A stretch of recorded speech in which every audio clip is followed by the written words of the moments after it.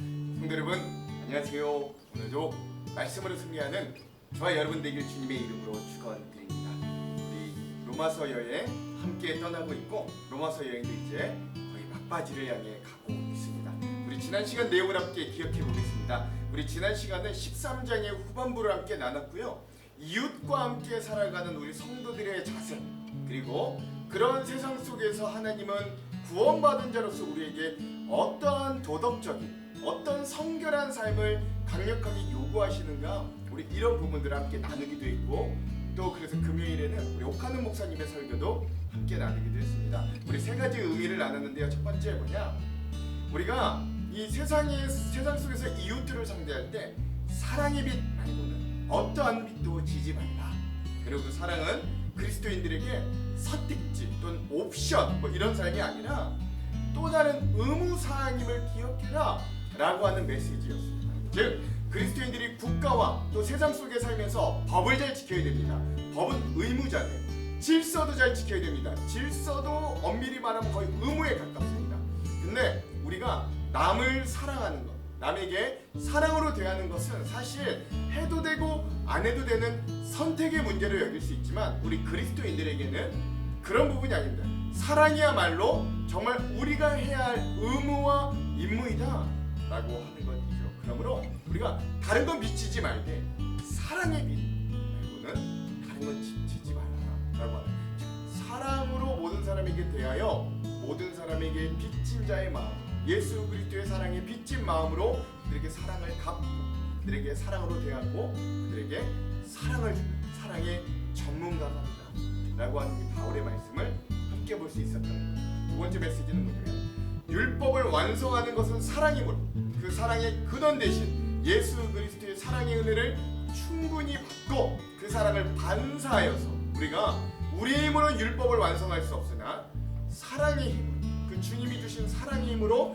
우리가 감당해야 될 법, 우리가 감당해야 될 도덕, 우리가 감당해야 될 양식, 우리가 오늘날 감당해야 될 이런 새로운 율법들을 완성하라 라고 하는 이 바울의 말씀도 우리가 함께 나눴습니다. 자, 그리고 마지막 세 번째는 뭐냐면, 오늘 이때 우리가 살아가고 있는 이때는 밤이 깊은 때입니다. 왜? 새벽이 얼마 남지 않았기 때문에. 이제 낮이 될, 이제 해가 뜰 새벽이 얼마 남지 않았던 밤은 칠흑 같잖아요. 즉 이 어두운 밤의 때, 이제 곧 낮과 같은 새벽 이명과 같은 하나님의 때, 즉 그 응답의 때, 우리에게 이루어주실 그 카이로스가 가까이 왔으니 우리가 그때임을 알고 더 높은 수준의 도덕과 성결의 삶으로 삶을 채우라.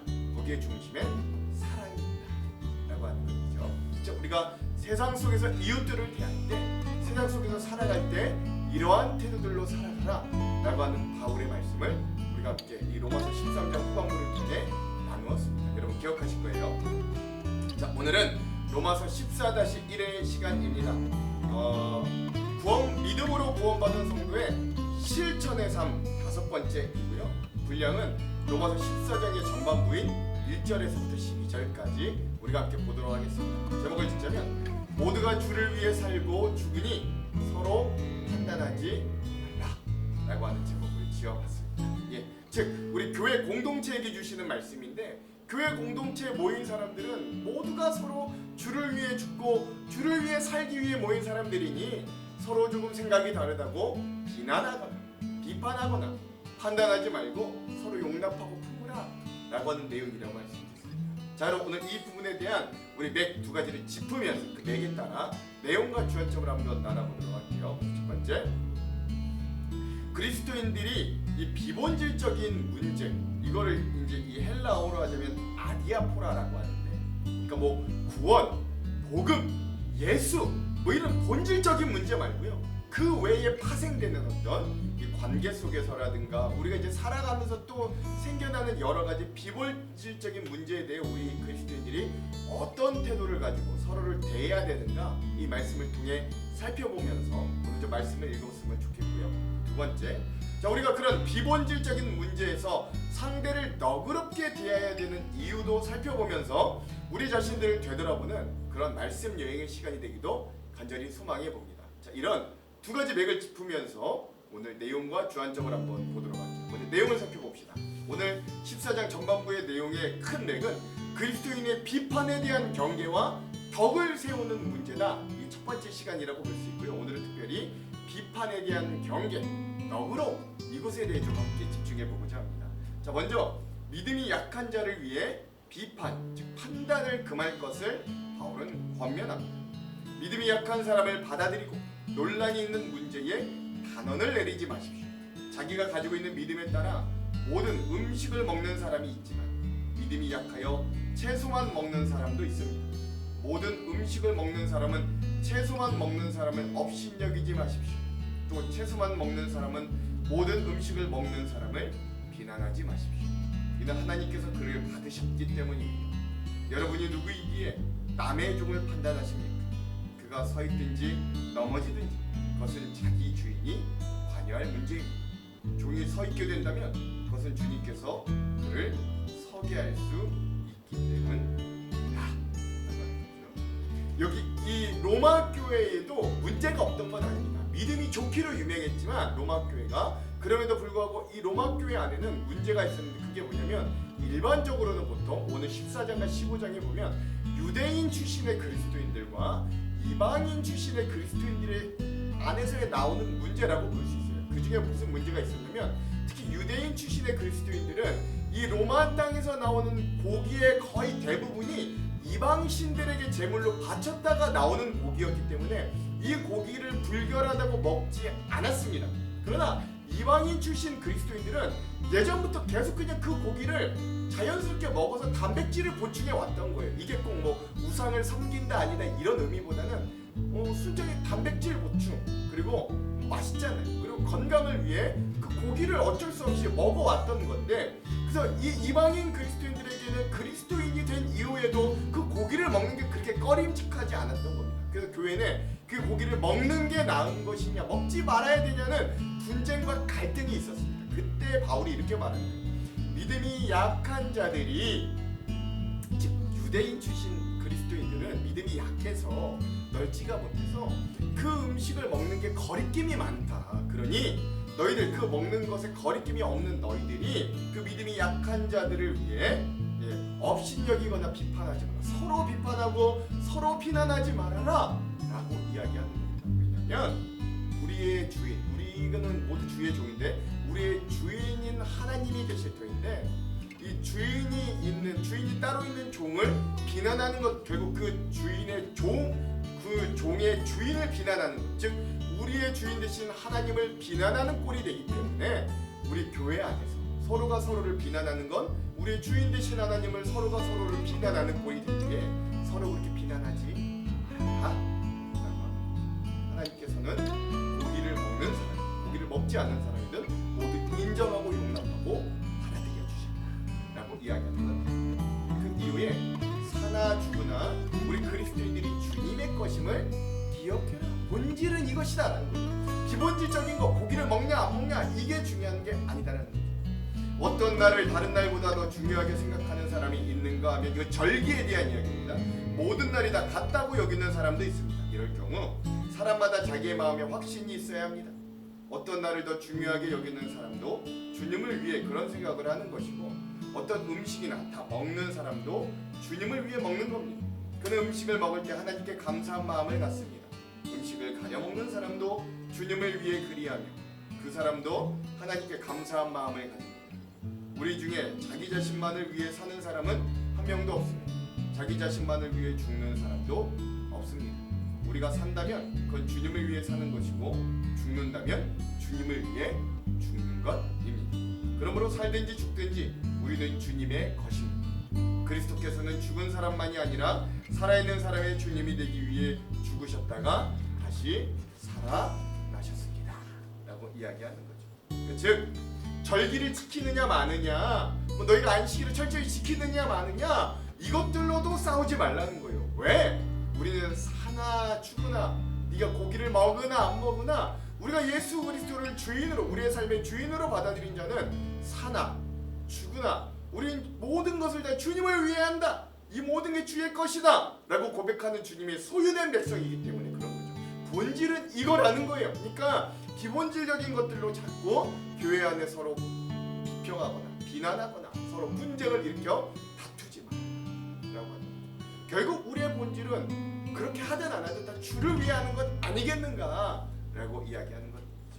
또 깊은 의미들은 우리 주안점에서 나눠볼게요. 그리고 마지막으로 그렇게 남을 쉽게 심판하는 월권자는 하나님의 심판대의 성을 기억하라 라고 하는 경고의 메시지도 빼놓지 않습니다. 그런데 여러분은 왜 여러분의 형제를 비판합니까?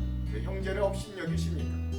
우리는 다 하나님의 심판대 앞에 설 사람들입니다. 성경에도 이렇게 기록되어 있습니다. 주님께서 말씀하시기를 내가 살아있나니 모든 무릎이 내 앞에 꿇을 것이요 모든 혀가 하나님께 자백할 것이다. 그러므로 우리는 각자 자신이 한 일에 대해 하나님께 사실대로 말씀드리게 될 것이다 라고 합니다. 우리 모두가 다 마지막 날 하나님 앞에 선다는 걸 기억한다면 이 비본질적인 것들로 자꾸 형제들을 힘들게 하고 어렵게 하지 말아라. 우리 나중에 하나님 앞에 서서 어떻게 말하려고 판단하시는 것은 하나님의 권한인데 너희가 월권하여 그 판단을 너희가 대신하였다가 나중에 그 정말 그 심판의 자리 앞에 가 하나님께 뭐라고 이야기하려고 하느냐. 그러면 너희도 심판받게 될 것이니 남을 특히 이 교회 안에 있는 형제들 주를 위해 죽고 주를 위해 함께 사는 이 형제들을 쉽게 판단하거나 심판하거나 정죄하지 말아라 라고 이야기하는 이 바울의 경고도 함께 있던 거죠. 자, 오늘 우리가 이렇게 로마서 14장 전반부의 말씀을 함께 나누어 봤고요. 깊은 이야기들은 우리 주안점에서 함께 나눠보도록 하겠습니다. 자, 그러면 오늘 이 부분에 대한 우리 핵심 구절 한번 나눠볼게요. 오늘 로마서 14장 전반부의 핵심 구절은 8절에서 9절의 말씀입니다. 제가 한번 읽어볼게요. 우리가 살아도 주를 위하여 살고 죽어도 주를 위하여 죽나니 그러므로 사나 죽으나 우리가 주의 것이로다. 이를 위하여 그리스도께서 죽었다가 다시 살아나셨으니 곧 죽은 자와 산 자의 주가 되어 하심이라. 아멘. 너희 자꾸 비본질적인 것들로 싸우지 마. 고기 먹냐 안 먹냐, 절기 지키냐 안 지키냐, 뭐 이런 비본질적인 것들로 자꾸 싸우지 마. 우리의 본질은 여기에 모여 있는 우리 모두가 주를 위해 살고 주를 위해 죽는 주의 것이라는 거예요. 그리고 그걸 위해 예수님께서 우리를 위해 먼저 죽으셨다가 살아나셨다. 그래서 우리의 소유주가 되셨다. 이게 중요한 거야 라고 이야기하는 이 바울의 말씀을 오늘 말씀의 핵심 구절로 삼아보았습니다. 자, 그럼 오늘 이 부분에 대한 주안점 세 가지를 함께 나누고 오늘 말씀을 한번 읽어볼게요. 첫 번째, 자, 우리 바울 선생님은 앞서 로마서 12장과 13장을 통해서 교회와 이 세상 속에서 이 삶의 자세, 즉 우리 구원받은 자 그리스도인의 삶의 자세 등 주로 성도의 윤리적인 실천을 조목조목 설명하면서 구원받은 성도가 어떻게 예수님을 닮아갈 수 있는가, 그 예수님을 닮아가는 삶, 거룩한 삶, 성화에 대한 부인, 행위가 어떻게 변해야 되는가에 대하여 로마교회 성도들과 오늘 이 말씀을 보고 있는 우리들에게 말씀해 주셨습니다. 그리고 이어서 그 성화의 두 번째 파트이자 이제 이 로마서의 거의 마지막 파트인 오늘부터 우리가 볼 14장과 15장의 말씀은 보다 구체적인 어떤 거룩한 삶에 대한 제시로서 이제 로마교회, 이거 로마서니까 로마교회 안에 일어나고 있는 갈등들에 대한 중재와 권면에 대해 말씀하시는 거예요. 특별히 오늘부터 볼 14장과 15장은 어떤 신앙의 핵심적인 문제라기보다는, 그러니까 이게 뭐 구원과 복음과 예수 그리스도에 대한 이런 문제라기보다는 보기는 좀 어렵습니다. 예, 사실 이런 문제들은 성경 어디에서도 그걸 명확하게 이거 해라, 이거 하지 말아라 라는 언급이 없는 어떤 비본질적인 문제를 이야기하는 거죠. 이런 문제들을 헬라어로는 아디아포나 라고 하고 직역하자면 그게 선의 문제입니다. 악의 문제도 아니고 그렇다고 하나님의 명령을 받은 것도 아니고 하나님이 완전히 금지하지도 않은 영역의 문제들이다 라고 할 수 있습니다.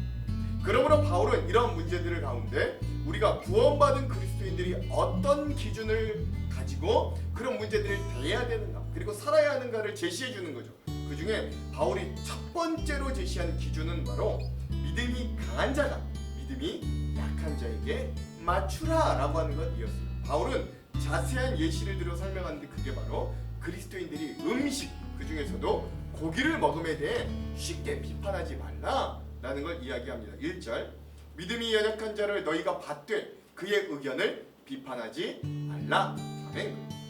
교회 공동체 안에는 한 방향을 가지고 서로 같은 곳을 향해 나아가는 공동체 의식이 있습니다. 그게 뭐냐? 그 한 방향이 뭐냐? 그건 예수 그리스도라는 공동의 한 방향을 보고 가는 것을 말해요. 그런데 중요한 사실은 모두가 예수 그리스도를 함께 바라보며 그것을 향해 달려가고 있지만, 근데 한 방향을 같이 보고 달려가는 건 맞는데 달려가는 진행 속도, 지금 본인이 달려가는 위치는 각각 다양하다라는 사실입니다. 믿음의 연수가 긴 사람이 있다면 또한 초신자가 있어 믿음의 연수가 짧은 자가 있고요.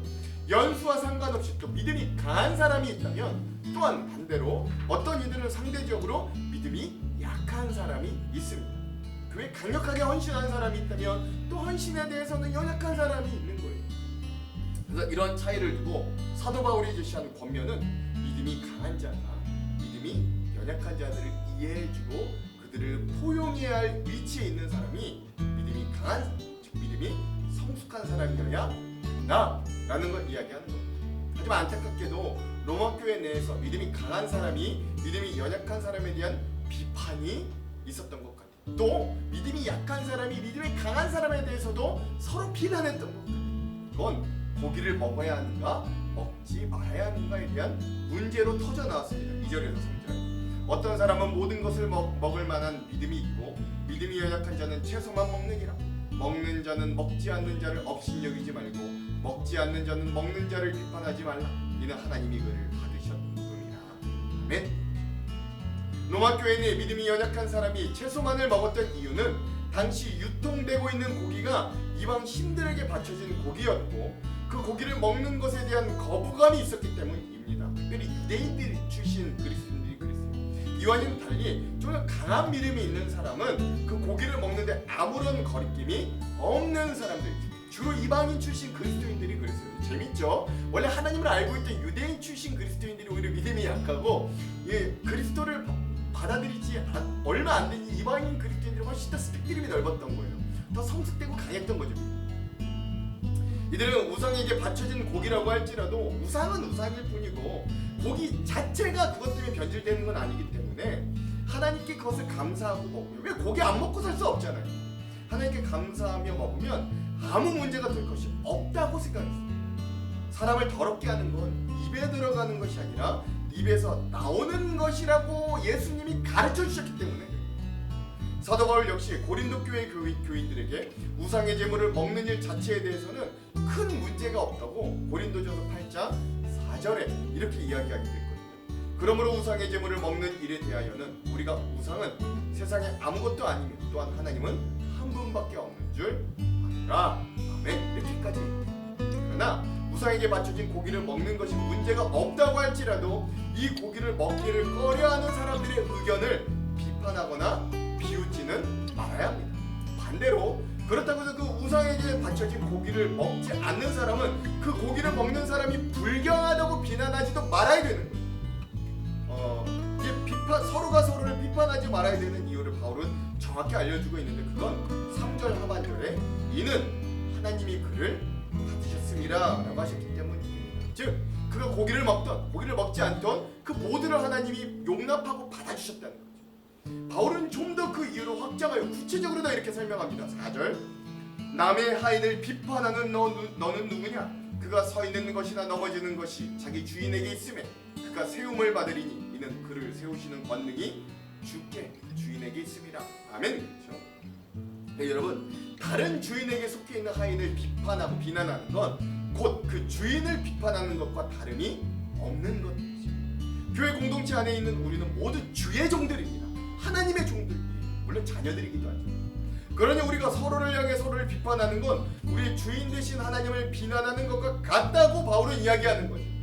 그러므로 교회 내 믿음이 연약한 사람이든지 믿음이 강한 사람이든지 모두가 주님의 종, 주님의 하인이며 주님께 속한 사람이므로 우리는 진리를 거스르지 않는 이런 비본질적인 문제에 관하여 의견을 제시하는 이 주님의 사람들을 쉽게 비난하지 말아야 됩니다. 그 비난의 손가락이 하나님을 향할 수 있거든요. 내가 의도치 않게. 즉 믿음의 폭이 넓어 고기를 먹는 사람과 그거보다 믿음의 폭이 상대적으로 작아 고기를 먹지 않는 사람 둘 다 인정하고 받아주시는 하나님이 우리의 하나님이시기 때문에 그런 겁니다. 교회 내에 있는 성도는 모두가 하나님께서 받으셨기 때문에 주님의 몸된 교회의 지체가 될 수 있었던 겁니다. 그러므로 중요한 사실은 교회 안에서 우리가 취해야 할 사랑의 행동은 높이 계신 하나님께서 낮은 우리 모두를 용납하여 주신과 같이 특별히 믿음의 연수가 길고 성숙한 좀 더 믿음이 높이 있는 성도가 믿음의 연수가 짧고 믿음이 약한 자에게 맞추어 사랑이 높은 곳에서 낮은 곳을 흐르게 해야 하는 방향성임을 여러분 우리가 잊지 마시기 바랍니다. 두 번째로 바울은 안식일과 절기에 대한 갈등의 주제에 대해서도 이어서 이야기합니다. 5절 어떤 사람은 이날을 저날보다 낮게 여기고 어떤 사람은 모든 날을 같게 여기나니 각각 자기의 마음으로 확정할지니라. 아멘. 이 당시 로마 교회를 포함하여 새롭게 생긴 이방 지역 교회들에게 공통적으로 나타나는 문제가 있었는데 앞서 말씀드렸듯이 그것은 바로 그곳은 유대인 출신 그리스도인들과 이방인 출신 그리스도인들의 갈등이 없지 않았다는 사실입니다. 그러니까 이게 많았다는 거예요. 공통적으로 어느 교회든 절기 문제가 바로 대표적인 문제이기도 하였어요. 유대교 출신 그리스도인들은 자신들이 전에 유대교에 속해 있을 때처럼 안식일이나 절기 등을 중요하게 지킬 것을 요구하였지만 한편 이런 문제들에 전혀 구애됨이 없이 자유롭게 신앙생활하는 이방인 출신 그리스도인들도 적지 않았습니다. 중요한 점은 특별한 날을 지키든 모든 날을 같게 여기든 주님을 기리고 감사하는 신앙의 본질에서 벗어나지 않는다. 이게 중요하다.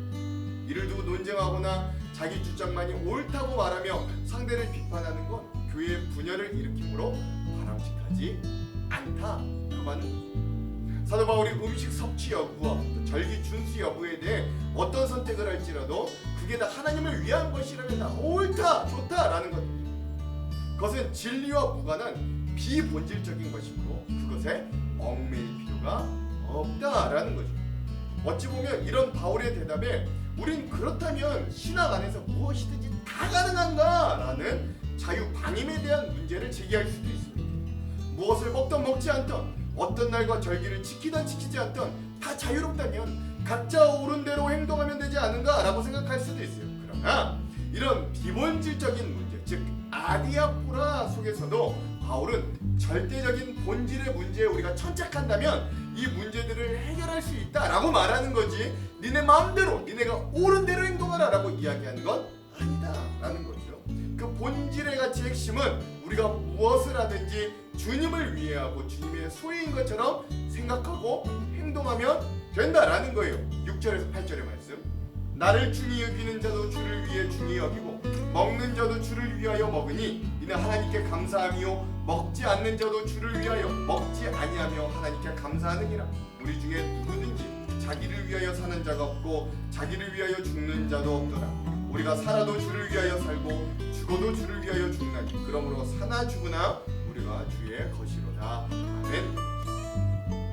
우상에 바쳐진 제물의 고기를 먹는 게 주님을 위한 것이든 그것을 먹지 아니하는 것이 내가 주님을 위해 그렇게 하는 것이든 하나님께 감사하며 어느 것이든 상관없습니다. 또한 특별한 날과 절기를 중요히 여기는 게 내가 주님을 중요하게 여겨서 그렇게 하는 것이든 모든 날이 다 주님 안에서는 똑같고 주님 안에 다 중요하다라고 여기는 게 주님을 위한 것이든 하나님께 감사하며 어느 것이든 상관이 없습니다. 잊지 말아야 할 점은 누구든지 진리의 문제나 선악의 문제, 즉 본질의 문제가 아닌 사항에 대해서 자기 주장이 옳고 다른 사람의 주장이 옳지 않다며 비판하는 건 금문이라는 거예요. 왜 그러겠어요? 그것은 예수 그리스도를 믿는 사람은 모두가 믿음으로 값없이 의롭다 하심을 받은 자들이라는 공통 분모는 그 어떤 것으로도 변하지 않기 때문에 그러니까 우리 교회 공동체 안에서 다양한 사람들이 있지만 그러나 가장 공통 분모 뭐예요? 왜 모였어요? 거기에 우리가 예수 그리스도의 속량으로 말미암아 값없이 의롭다 하심을 얻은 자라는 공통 분모가 있기 때문에 그들은 예수 그리스도를 주인으로 삼고 살아가는 사람들이 되었으니 자신을 위하여 살지 않고 주님을 위하여 살아가는 사람들로 존재가 변화되었습니다. 그러니 고기 따위와 절기 따위가 그런 우리의 존재의 변화를 변질시키거나 무너뜨릴 수 없는 거예요. 오늘 살아가는 우리 그리스도인들도 역시 마찬가지입니다. 살아도 주를 위하여 살고 죽어도 주를 위하여 죽을 사람은 자신의 몸이 내 것이 아니라 주님의 소유임을 고백하거든요. 그러므로 고기 섭취 여부와 절기 준수 여부와 상관없이 주님의 사랑은 같은 목적을 갖고 같은 길을 걸어가는 사람들이기 때문에 다양성 속에 합력, 즉 일치를 이루고 서로 이해하고 관용해야 됩니다. 기본질적인 문제로 다른 사람의 의견을 비판하지 말아야 되고 상대 의견을 존중하는 사람이 바로 주님을 위해 사는 사람이다 라고 할 수 있죠. 즉 우리는 모두가 다 주님의 소유된 사람들이기 때문에 우리의 주인이 괜찮다고 하시면 그의 소유된 우리도 괜찮기 때문입니다. 우리가 주님의 소유인 이유를 다음 9절에서 바울은 명백하게 밝힙니다. 9절, 이를 위하여 그리스도께서 죽었다가 다시 살아나셨으니 곧 죽은 자와 산 자의 주가 되려 하십니다. 아멘. 예수 그리스도의 죽음과 부활이 믿는 자를 주님의 소유가 되게 한 것이지 너희가 고기를 먹거나 먹지 않음과 너희가 절기를 지키거나 지키지 않음이 우리를 믿는 자가 되게 하지 않았다는 거예요. 바울은 다시 한번 이 사실을 확실하게 되짚어주고 있습니다. 그러므로 주님의 소유된 사람은 주님의 통치 아래 있는 사람입니다. 하나님의 영역은 생각보다 넓어요. 하나님의 통치는 사람이 다스리는 것처럼 좀스럽거나 그 영역이 결코 좁지 않습니다. 그러므로 우리가 믿음을 가지고 여전히 예수 그리스도를 구주로 믿고 따른다면 비본질적인 것에 대해서는 너그러운 마음과 여유를 가지고 상대를 좀 대할 필요가 있는 거예요. 그리고 그 비본질적인 것들마저 주를 위해 먹고 주를 위해 살고 주를 위해 죽는 인생이 된다면 결국 그 모든 것을 뛰어넘어 우리는 한 주님을 공통분모로 함께 용납하고 사랑하며 살아갈 수 있습니다. 우리가 나의 생각을 고집하지 않으면서 더 나은 모습이 되기 위해 교회 공동체 안에서 서로가 서로를 받아주고 서로가 주를 위해 수고한다면 그래서 내가 주인이 아니라는 사실, 내가 예수 그리스도의 소유라는 사실을 잊지만 않는다면, 그렇게 생각하는 사람들이 공동체에 가득하다면 그 교회 공동체는 더욱 하나 되어 아름다운 교회 모습을 이루어갈 것입니다. 오늘 우리의 교회가 그런 너그럽고 아름다운 교회가 되기를 주님의 이름으로 축원합니다. 잊지 말아야 될 건 이건 교회 공동체 안에서 적용되는 거예요. 세상 속에 나아가서도 적용된다는 게 아닙니다. 그럼 세상에서도 막 마음대로 막 우리가 원하는 대로 하고 막 이렇다는 게 아니에요. 일단 교회 공동체 안에서 지금 일어나는 갈등에 대해 이야기하고 있다. 이것도 좀 꼭 기억하십시오. 마지막 세 번째. 자, 마지막으로 바울은 다시 한번 상대를 인정하지 않는 자들, 교회 공동체 내에서 상대방을 인정하지 않는 자들에게 심판의 경고를 잊지 않습니다. 그건 바로 너희가 마지막 날 하나님 앞에 설 때를 기억하라 라고 하는 것이에요. 10절, 내가 어찌하여 내 형제를 비판하느냐, 어찌하여 내 형제를 업신여기느냐, 우리가 다 하나님의 심판대 앞에 서리라. 아멘.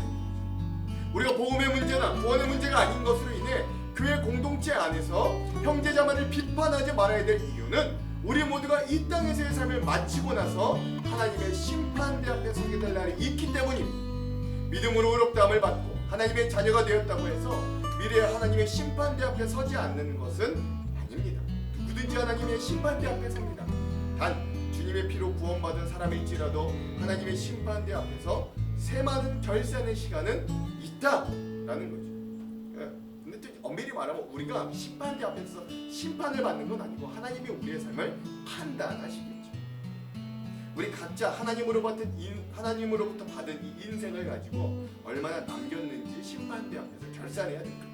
그 결산의 날에 우리는 과연 하나님 앞에 무슨 말을 하겠어요? 바울은 그래서 이렇게 이어 말합니다. 11절 12절, 기록되었을 때 주께서 이르시되 내가 살았노니 모든 무릎이 내게 꿇을 것이요 모든 혀가 하나님께 자백하리라 하였느니라.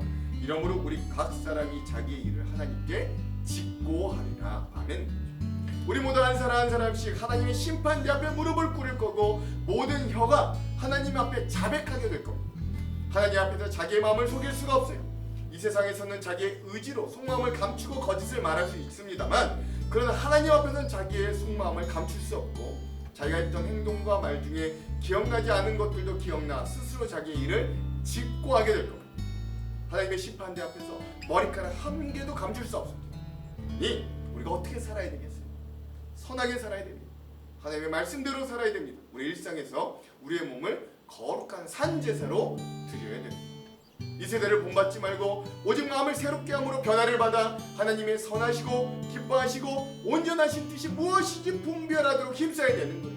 오늘 우리는 이 땅에 살아가면서 땅에 발을 딛고 있기 때문에 내가 더 크다, 네가 더 크다, 이 작다 뭐 이런 걸 아래에서부터 위로 평가합니다. 그러나 저 높은 곳에서 우리를 내려다보시는 하나님의 시각에서는 사실 모두가 점으로 보일 뿐이에요. 우리 밑에 서니까 네가 크냐 내가 크냐 하는 거지.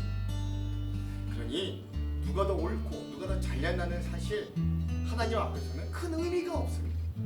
그러니 오늘 우리도 이런 기본질적인 문제들로 인해 다른 이들을 힘들게 하진 않았는가, 내가 굳이 심하게 정죄하지는 않았는가, 우리의 모습을 깊이 성찰해 보아야 그것이 믿음의 문제가 아니고 진리의 문제가 아니고 선악의 문제가 아니고 성경에 명시된 옳고 그름의 문제가 아니라면 모든 것을 주님을 위해 상대 의견을 존중할 수 있는 마음을 우리의 기본 자세로 가져야 되는 거죠. 그것이 교회를 교회답게 유지하지 못하게 하는 거짓을 퍼뜨리는 일이 아니라면, 그리고 기본질적인 사안이라면 상대 의견을 존중하며 비판하지 말아야 됩니다. 그럴 때 우리 교회가 더 든든히 서가고 사단의 시험에 넘어가지 않게 됩니다. 오늘 내가 하는 말과 행동이 미래 하나님께서 세마시는 날에 심판대에 서서 직고하게 될 것임을 여러분 잊지 마시고 오늘 하루 주님의 소유된 자로서 너그럽게 화평을 이루며 살아가는 하루가 되시기를 주님의 이름으로 축원합니다. 기도합니다. 하나님, 오늘 우리의 눈이 너무 높진 않았는가? 우리가 주님의 소유임을 잊고 내가 하나님의 자리에서 판단하고 쉽게 비판하고 정죄하지 않았는가? 우리의 모습을 되돌아봅니다. 하나님, 우리에게 너그러운 마음을 주십시오.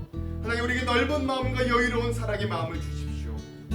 기본질적인 것이라 다른 이들을 용납하고 받아들일 수 있는 사랑의 마음을 허락하여 주셔서 오늘 우리가 주님의 소유된 자로 너그럽게 화평을 이루는 자들, 하나님 서로 용납하고 용서하는 귀한 사랑의 공동체를 이루는 우리 교회가 될 수 있도록, 우리 가정이 될 수 있도록, 우리가 속한 삶의 공동체들이 될 수 있도록 인도하여 주시옵소서. 오늘 말씀 여행을 통해 우리를 그렇게 변화시키실 주님을 기대하며 예수님 이름으로 기도합니다. 아멘. 그럼 사랑하는 성도 여러분, 오늘 하루도 말씀으로 승리하십시오. 사랑하고 축복합니다.